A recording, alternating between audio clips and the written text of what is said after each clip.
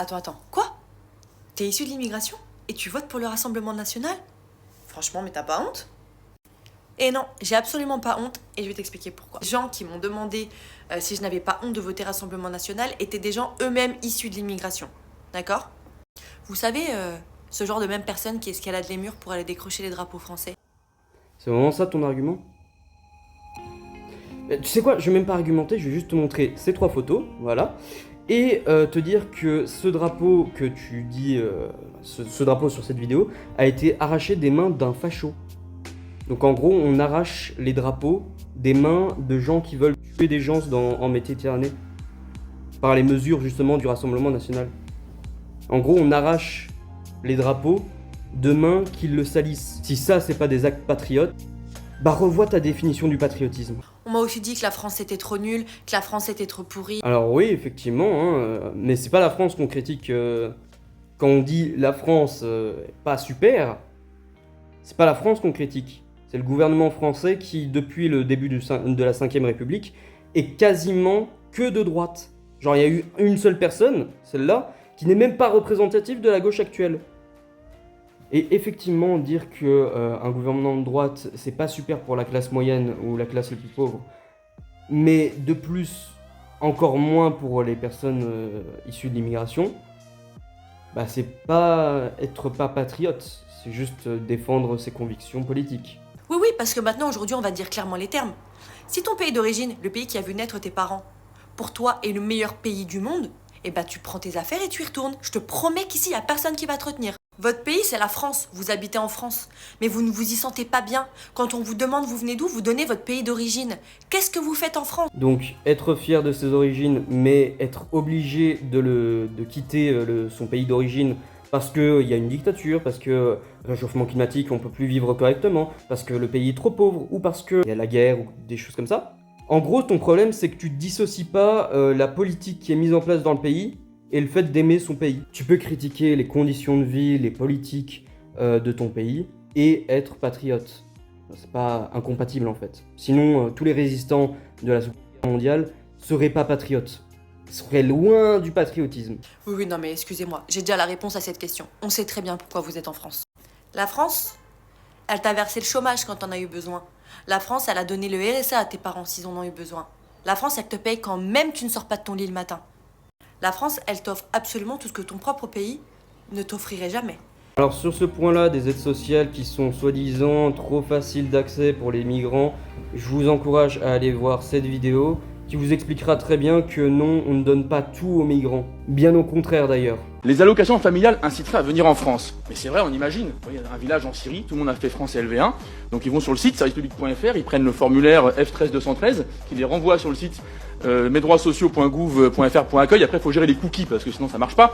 Puis relancer le simulateur en sélectionnant une des 58 prestations, en remplissant évidemment de manière tout à fait exacte les différents barèmes par rapport à la situation familiale. Bon. On ne facilite pas du tout la vie à ceux qui veulent, je sais pas, venir pour avoir une meilleure vie par exemple. Alors maintenant, c'est très simple. Si vous n'aimez pas notre pays, vous partez. Vous partez, vous rentrez chez vous, comme vous dites, dans votre pays d'origine. Par contre, il va falloir être conscient qu'il va falloir laisser derrière vous certaines choses. Parce que oui, même si la France, c'est pas le meilleur pays du monde au niveau politique, qu'il y a des politiques de droite depuis des dizaines d'années, que c'est très très loin d'être accueillant pour les migrants, bah la France, c'est quand même mieux que les pays d'origine de ces personnes-là. Alors maintenant, tenez ce discours autant que vous voulez, ça me rentre par une oreille, ça me sort par l'autre. C'est tout.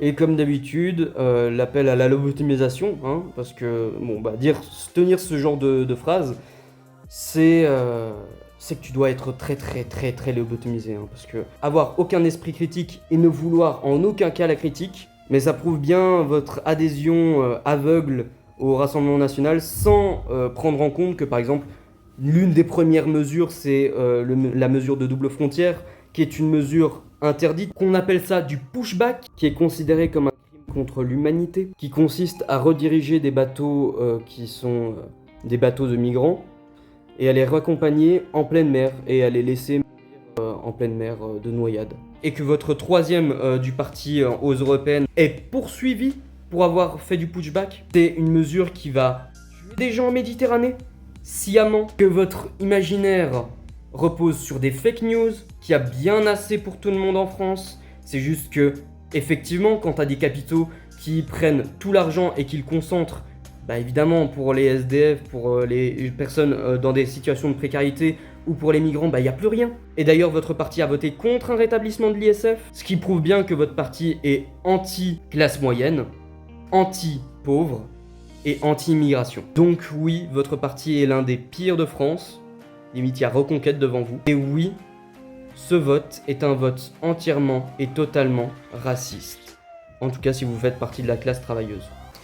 Tous ces discours-là, tout ça là, c'est même pas une question ni de racisme, ni de fascisme. Alors le fascisme, c'est marcher sur les droits fondamentaux, et c'est aussi ces points-là qui sont quasiment tous cochés chez le Rassemblement National. Et le Rassemblement National a dit en interview par le biais de Pierre Gentillet qu'il voulait museler le Conseil constitutionnel, le mettre au pas. Donc à partir de là, oui, c'est une question de fascisme.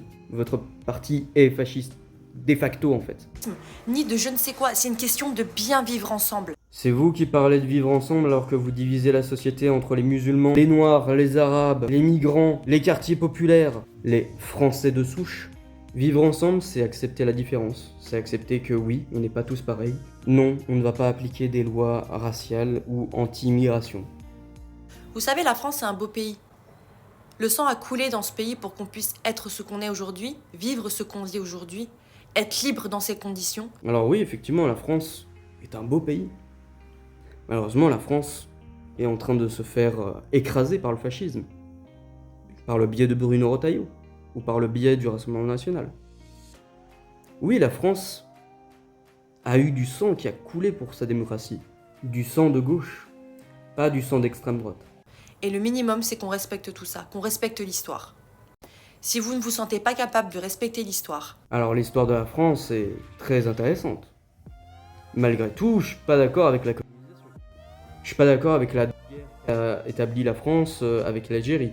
Je suis pas d'accord avec l'impérialisme français. Pourtant, la France a une histoire très intéressante. Mais je suis pas tenu de l'aimer de manière uniforme. Sauf si t'es royaliste, hein, dans ce cas-là, fais ce que tu veux, meuf. Hein. La France, tu l'aimes ou tu la quittes. Ou tu la changes. En bref, le vote RN, vu qu'ils ont le même programme économique que la Macronie, c'est un vote raciste. Y a qu'à voir l'affaire du groupe Facebook où la centaine de députés qui ont tenu des propos ou des actes racistes, xénophobes, antisémites lors des législatives et des européennes. Une centaine de candidats avaient émis des propos à caractère raciste ou antisémite, que ce soit Ludivine Daoudi qui effectivement portait une casquette avec une croix gammée, Paula Vert de Soras, candidate également, qui disait j'ai comme ophtalmo un juif, Joseph Martin, candidat dans le Morbihan, qui sur Twitter en 2018 s'amusait de dire que le gaz a rendu justice aux victimes de la Shoah. Brigitte Barrez, maire de Montauban, un candidat noir sur une liste est une tâche. J'ai honte ne serait-ce que de citer ces exemples. Le vote RN est un vote qui vise avant tout que des gens en Méditerranée, un vote raciste et pro-bourgeois. Maintenant, si vous voulez pas l'entendre et rester dans votre déni, ce sera à vous d'y payer les conséquences.